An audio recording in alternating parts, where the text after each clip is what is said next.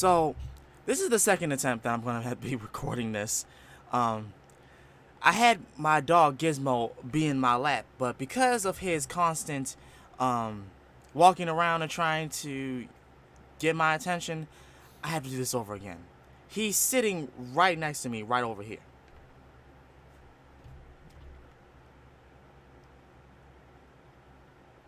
You gonna be quiet? Huh? You gonna be quiet when I when I do this video? Huh? Are you? Cause I ain't in no mood for you, sir. Jeez. Had me forget the whole doggone audio was off and everything. But yeah, this is a requested video, another requested video for a death battle featuring Crash Bandicoot and Spyro the Dragon. Now I'm gonna let y'all know something. What are you doing? Spyro, I played for a bit. Didn't play it all the way. Never played it all the way, but I did enjoy it. Crash, I never played. Now, I don't know if that's a good thing or a bad thing, but I don't know much about Crash. So, of course, that battle's probably going to introduce me to, the whole origin of Crash and everything. So, let's get on into this.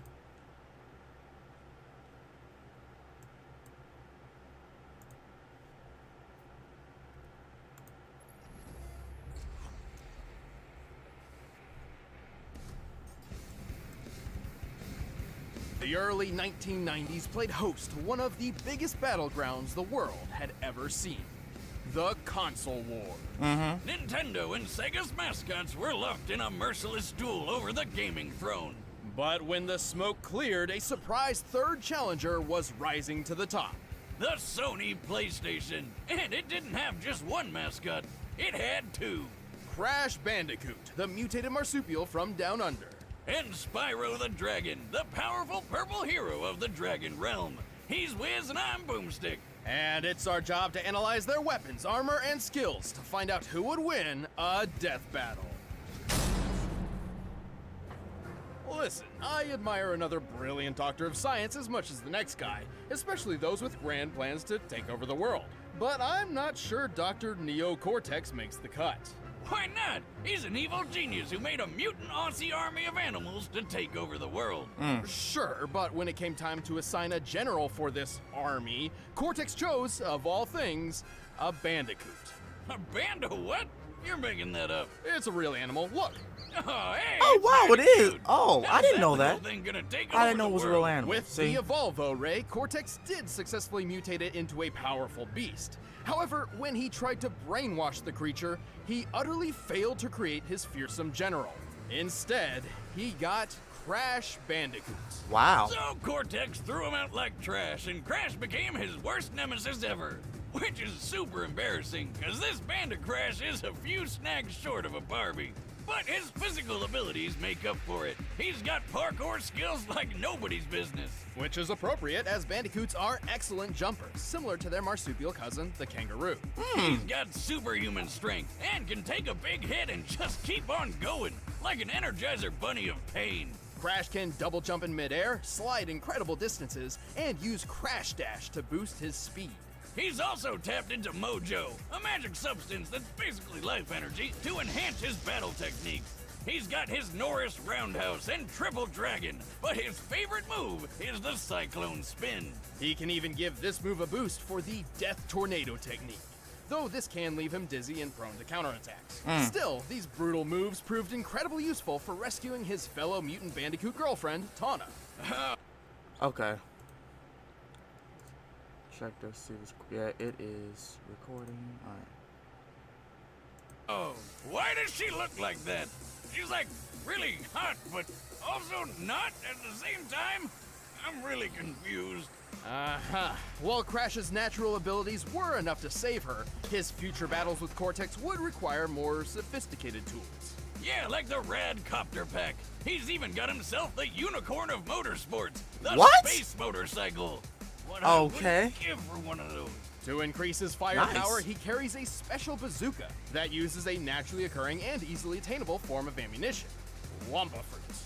The same kind of fruit shooter that's on his power loader suit from Alien. I mean, this completely generic looking mech. but why fruit? I can't imagine it's a particularly effective projectile. I don't know, Wiz. Remember that time I shot you with my potato gun? You were stuck in a coma for like a month. Wait, what? You told me I lost that month because my time travel wristwatch finally worked. Well, where's Crash getting all this cool tech? He can't be building it all himself. He's pretty dumb. They're all thanks to his kid sister, Coco, who's 10 times the inventor Cortex is. But Crash isn't really dumb. He just lacks communication skills. He actually shows many symptoms of autism. Some people with autism, known as savants, are extraordinarily gifted in particular skill sets, and I think that describes Crash perfectly. While he may not know how to hold a conversation, he is a superb athlete and puzzle solver. Well, I'm sure it helps that he's surrounded by friends who encourage his better traits. Yeah.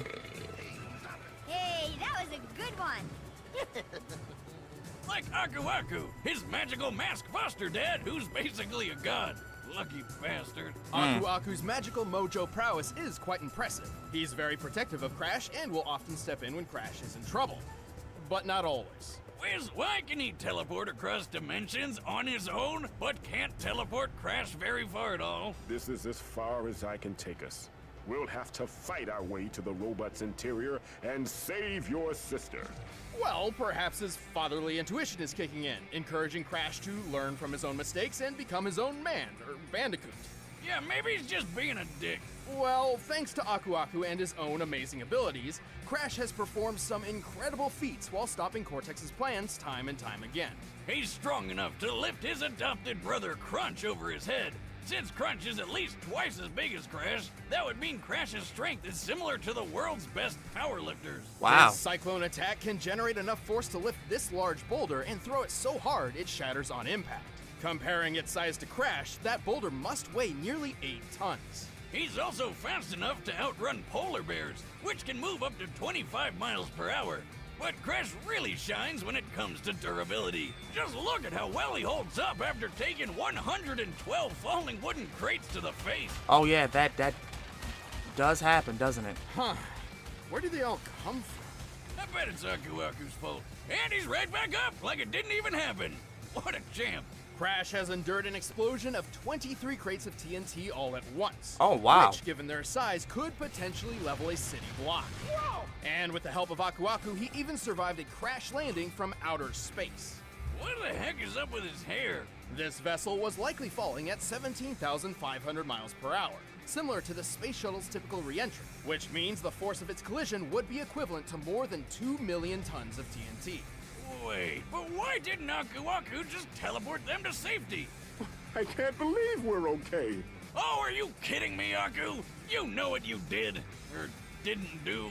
But what's the saying? Any Crash you can walk away from, right? Plus, given how easy it is for Crash's enemies to lure him into traps, his absurd durability is crucial. Well, Crash isn't perfect, but with his amazing abilities and a little bit of mojo, he's saved the whole world many times over.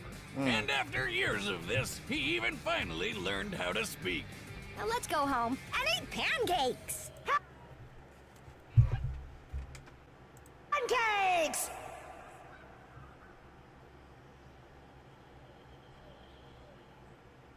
Wait, that's it? That's how it ends? Wow. Prophecy tells of a special purple All right. dragon born every 10 generations, destined to be a hero of his age. This was the legend of Spyro. But when the ancient Dark Master Malefor learned of this, he swore to destroy Spyro before he even hatched. By the way, there are at least 3 different timelines for Spyro, but we're mainly sticking with the Legend of Spyro version. Thank you. Because he can do pretty much anything the other ones can, Right. and more. Plus, I think they're all the same as Spyro reincarnated anyway, since that's what the prophecy says, and look, that's totally Skylands being made at the end of Dawn of the Dragon. Ahem. Wild fan theories aside, Spyro was saved from Malefor's wrath by Ignitus, a guardian dragon. He decided to pull a Moses and send Spyro's egg floating down a river to who knows where. Okay, why do so many stories start with people just throwing babies into rivers? It's never a good idea. It Wiz, never it is. worked out fine for Spyro. He was found and adopted by a family of dragonflies. And even without fellow dragons around, Spyro grew up to be a pretty good fighter. He's strong, tough, and makes good use of his horns, tail, and claws. But not his wings. Not yet. Without a dragon's parentage, Spyro remained mostly grounded during his childhood. But he got pretty good at using his head. Like the fun way, not the brainy stuff. You do not want to be on the other end of his charge attack. But one fateful day, everything changed. During a game of hide-and-seek with his quote-unquote brother, Sparks, they got into a bit of monkey business and, in desperation, Spyro unexpectedly breathed fire. This was Spyro's first hint that he was adopted. Hold up, you mean he thought he was an actual dragonfly the whole time? I can think of a few other hints, like, I don't know, anytime he saw his reflection. This revelation prompted Spyro to go on a journey in search of his true home among other dragons. Oh, and Sparks tagged along to help find treasure and protect his dragon brother from harm. That's Not fine. like he needed it. He's the chosen one, bitch. He's got a bunch of awesome dragon powers. As a purple dragon, Spyro was not limited to just his fire breath. After finding and rescuing 4 great dragon guardians, they each became his teachers in the arts of elemental combat. Good shit. Ignitus taught Spyro how to control fire and focus it into huge blasts. I need to play this Voltaire game. showed him how to use electric breath to stun enemies and toss them through the air. Cyril taught him to freeze foes solid and fire ice shards. And Parador showed him how to use earth breath to split rocks and roll up into a ball. Spyro also honed his physical and chi combat with the martial art of Dragon Kata. Oh, and he finally learned how to fly. About time. Speaking of which, Spyro learned how to briefly slow down time to improve his reactions. Oh, Wow. damn. But all of this led to Spyro learning the ultimate element.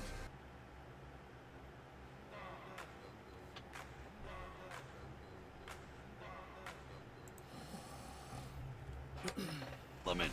The convexity breath. Ether. Convexity. It's ether. No, stupid. Everyone calls it convexity. Convexity. Okay, purple dragons like Spyro can use a mysterious energy that is essentially the spiritual life force of the universe. Oh, While damn. it's never officially named in canon, lead concept artist Jared Polin has gone on record to clarify its name and properties, and he calls it ether. Eat that, boomstick. Don't convex me, Wiz. True fans know I'm right. Ether is an extremely powerful element which binds the fates of the living and the dead. With ether, Spyro pulls from the 4 elements to create energy which, according to Polin, has power comparable to that of an atom smasher. Lord. Isn't that the thing that shoots an atom around at light speed for all sorts of sciencey stuff? Yes, they're particle accelerators with a moving photon beam containing 362 megajoules of energy. Yeah, I said that. This beam can slice through a human skull in a nanosecond. Just like what happened to Russian scientist Anatoly Bugorsky when he stuck his head in one of them. Why Why would the you hell do would that? do that? God, being Russian must be hard. Bugorsky God. took a beam less than a molecule thick through the skull, which obliterated all matter in its path in an instant. While he survived, half of his face around the microscopic hole in his head swelled, peeled apart, and was permanently paralyzed. Oh, while he God. experienced a blinding light he described as brighter than 1,000 suns. Hey, Spyro, what was that about? I don't really know. I just felt like I had to hit it. And when I did, the power of 1,000 suns surged through my body. Just imagine if that beam was the size of Spyro's super breath. No, wait, you don't need to. We've seen what it's like when he killed the Ape King. Of course, Spyro's ether powers have other uses as well, such as curing his fellow dragon Cinder of Malfor's corruption. Is he shooting ghosts at her? What kind of magic were they smoking when they came up with that? But ether is dependent on a balance between light and dark. Should a purple dragon fall prey to their own anger and hatred, they risk being consumed by dark ether, or nether, transforming into a blackened, rage-filled form.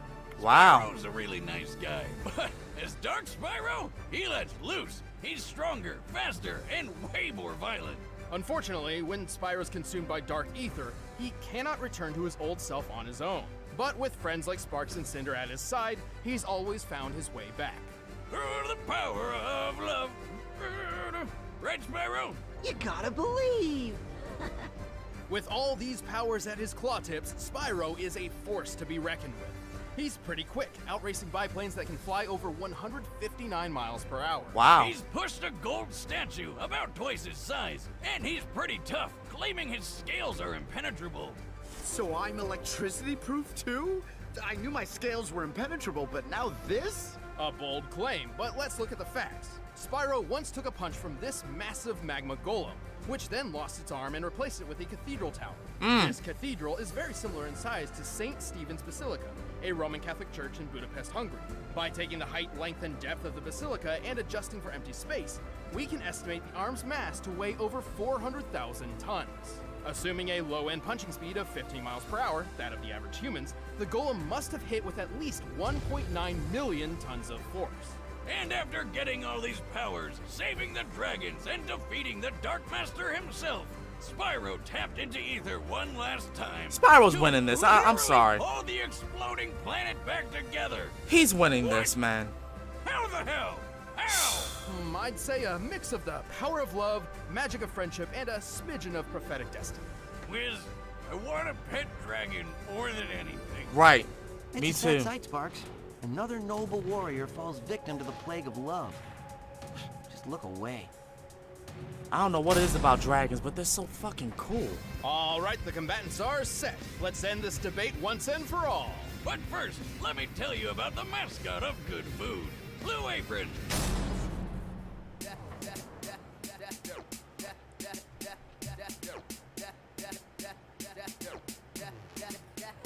That's right. This week's menu and get your $30 off at blueapron.com/battle. But right now, See that again. it's time for a death battle! All right, let's go.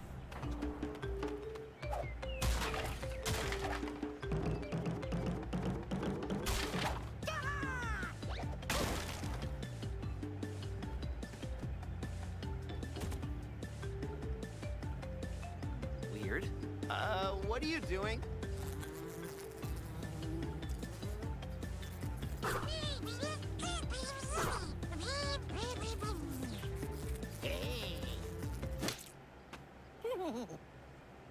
Sparks! That's fucked up. That's fucked up.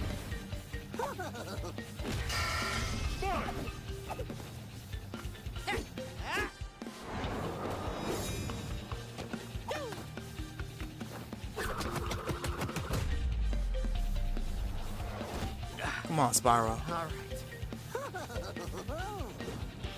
You asked for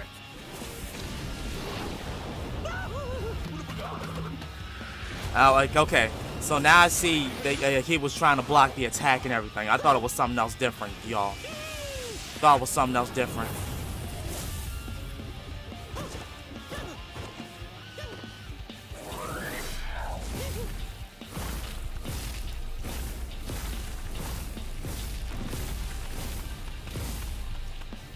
Here comes that. But why is the robot on the edge of the cliff though? Like right on the edge? Well, not exactly on the edge, but like right at the end of the cliff. Yeah, that was the fruit.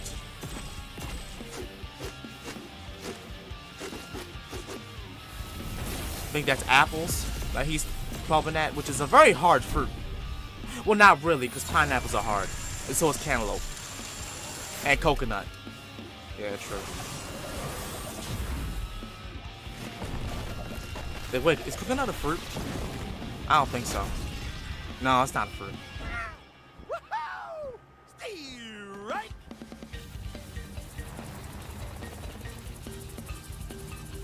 Where do you keep finding these things? That's what I'm saying.